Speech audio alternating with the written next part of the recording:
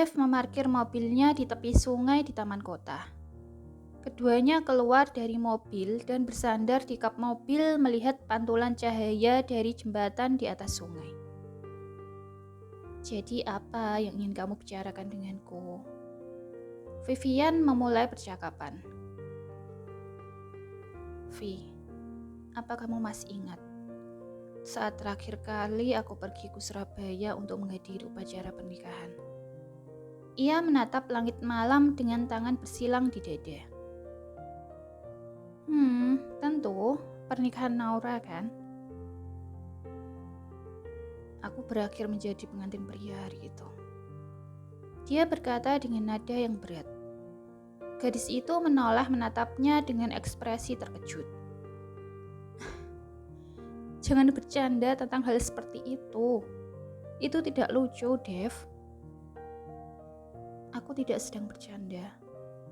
Keduanya saling memandang satu sama lain sekarang. Jadi, kamu adalah suami Naura. Wajahnya benar-benar pucat. Sedikit mengernyit, dia menggelengkan kepalanya. Atau jangan bilang, kamu adalah suami Nadine. Matanya mulai berkaca-kaca. Dev mengangguk pelan. Tapi, dia menjalin hubungan dengan Ben. Kamu tahu kan, mereka telah bersama selama bertahun-tahun. Dev tidak mengatakan apa-apa. Dan kamu tahu selama ini aku menunggumu. Bagaimana kamu bisa melakukan hal ini padaku, Dev? Vivian mulai terisak dan memukul dadanya beberapa kali. Maaf, Vi.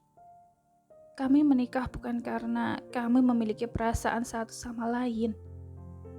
Aku tidak punya pilihan lain saat itu. Dia meraih tangan gadis itu dan memeluknya. Kalau begitu, apakah kamu akan menceraikannya? Kamu tidak ingin menjadi orang ketiga di antara mereka, kan? Apa kamu lupa bagaimana dia menolakmu dan membuatmu patah hati saat itu? Satu-satunya pria yang dia cintai adalah Ben. Sekalipun dia memberikan tubuhnya untukmu, hatinya tetap milik pria lain. Dia memohon padanya. Dev menghela nafas. Dia tidak bisa mengatakan tentang kondisi Nadine. Dia juga tidak bisa mengatakan kepadanya bahwa dia sudah berjanji untuk tinggal di sisi istrinya, melindunginya dan berusaha menjadi suami aslinya. Maafkan aku, Vi. Tapi aku tidak bisa meninggalkannya. Vivian terdiam setelah itu. Pikirannya menjadi kosong. Hatinya begitu terluka saat ini. Mengusap sudut matanya, dia berkata, "Kalau begitu, apakah kita masih bisa menjadi teman seperti dulu?" Dev tersenyum kecil. Tentu saja. Kamu akan selalu menjadi teman terbaikku.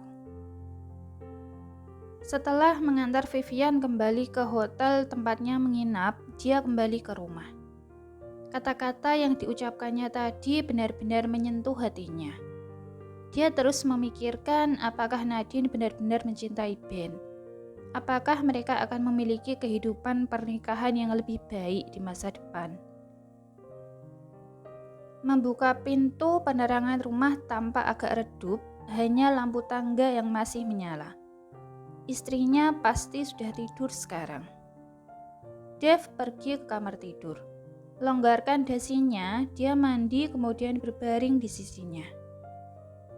Cukup lama dia memandangi wajah cantik istrinya itu. Sampai akhirnya dia menjalankan jarinya ke rambutnya, dahinya, hidungnya, dan berhenti di sudut bibirnya. Apakah itu kamu, Dev? Nadine bertanya setengah tertidur. Iya, ini aku. Dia tersenyum tanpa membuka matanya. Kamu sudah pulang. Melihatnya tersenyum membuatnya merasa ingin menciumnya. Naik ke atas tubuhnya, dia mencium bibirnya. Nikmatnya rasa dan aroma tubuhnya yang begitu harum membuatnya semakin terangsang. Nadine sedikit mengernyitkan alis, tetapi dia tidak mendorong tubuhnya menjauh. Dia membalas ciumannya.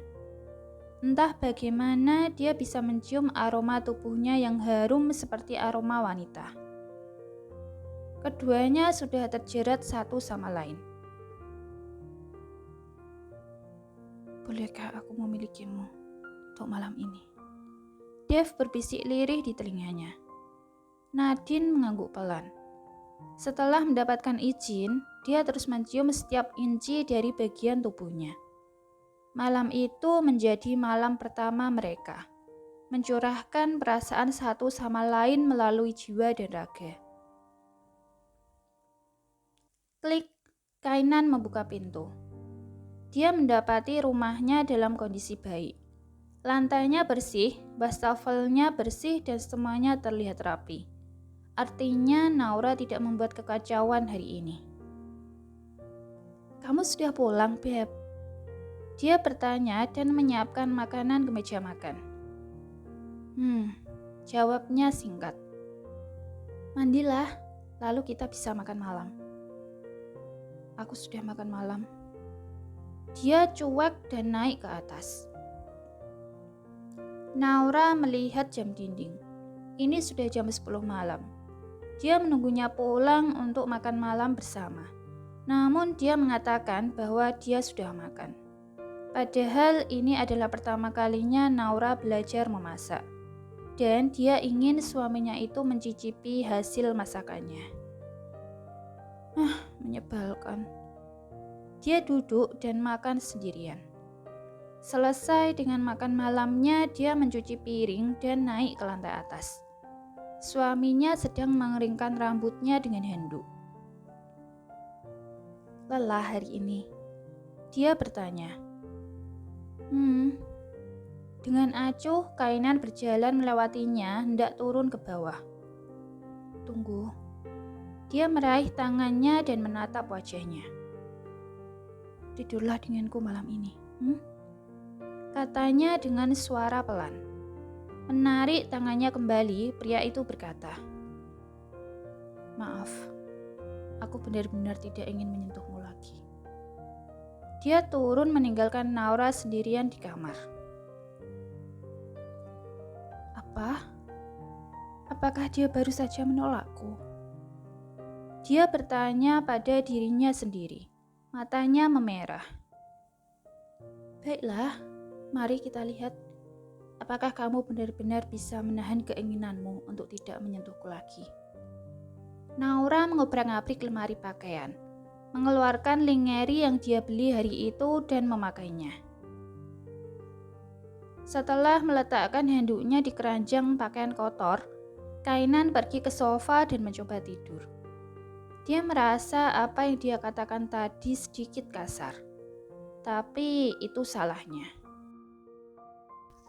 Siapa yang memintanya untuk ikut campur dengan hidupnya? Siapa pula yang memintanya untuk begitu keras kepala?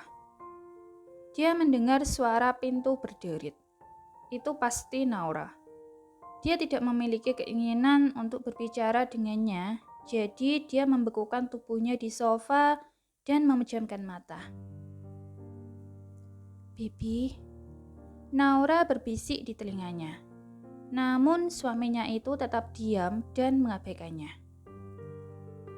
Oke, kamu tidak akan bisa lari dariku kali ini.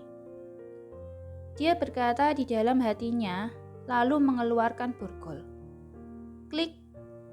Segera Kainan membuka mata dan melihat wajah istrinya yang tersenyum memakai lingeri jaring-jaring hitamnya. Apa yang dia pikirkan? Yap, aku sudah menangkapmu sekarang. Kamu tidak bisa kabur lagi dariku. Dia menarik leher bajunya, memaksanya untuk ikut dengannya. Tunggu, tunggu! Kainan sedikit berteriak. Kedua pergelangan tangannya telah diborgol. Berbalik, Naura mengeluarkan sapu tangan dan membekap mulutnya. Maaf sayang, tapi kamu terlalu berisik. Dia terus menyeretnya ke kamar tidur dan mengikatnya di tempat tidur. Sekarang coba kita lihat, apakah kamu benar-benar bisa menghindariku? Naura tersenyum menyeringai melihat suaminya di tempat tidur. Kainan membuka matanya perlahan. Pergelangan tangannya sekarang membentuk garis merah. Begitupun dengan pergelangan kakinya. Dia benar-benar buas. Dia bergumam dan pergi ke kamar mandi, bersiap-siap untuk pergi bekerja. Saat di kamar mandi, dia mulai menyusun rencana lagi untuk menyingkirkannya. Dia pikir dia ingin membuatnya kelaparan sampai mati, sehingga dia bisa kembali ke rumah ayahnya. Tapi nyatanya dia mulai memasak tadi malam, yang berarti dia belajar untuk bertahan hidup. Mengabaikan serta mengacuhkannya juga tidak berhasil, karena dia hanya akan menyeretnya dan mengikatnya di tempat tidur untuk berhubungan badan dengannya. Dia seperti termakan dengan omongannya sendiri di masa lalu. Dialah yang menderita saat ini, harus memuaskannya. Apa yang bisa membuatnya meninggalkanku? Dia terus berpikir sambil mandi di bawah shower. Menyadari dia harus segera pergi bekerja sekarang, dia menyelesaikan mandinya dan memakai seragamnya setelah itu. Sambil mengenakan seragamnya, dia berbalik menatap Naura yang masih tertidur di ranjang. Wajahnya terlihat bahagia. Dia bahkan tersenyum dalam tidurnya. Apakah dia benar-benar bahagia telah menyiksaku? Atau dia benar-benar menikmati? Lupakan. Dia adalah monster. Begitu dia mendapatkan apa yang dia inginkan, dia akan tersenyum seperti idiot. Saat bekerja, dia memperhatikan bahwa semua pengunjung wanita terus curi-curi pandang padanya. Itu terjadi sejak hari pertama dia bekerja di toko. Banyak wanita yang akan mengantri hanya untuk membayar di konternya. Sebenarnya dia merasa risih, tetapi berusaha tetap profesional, memasang senyum di bibirnya.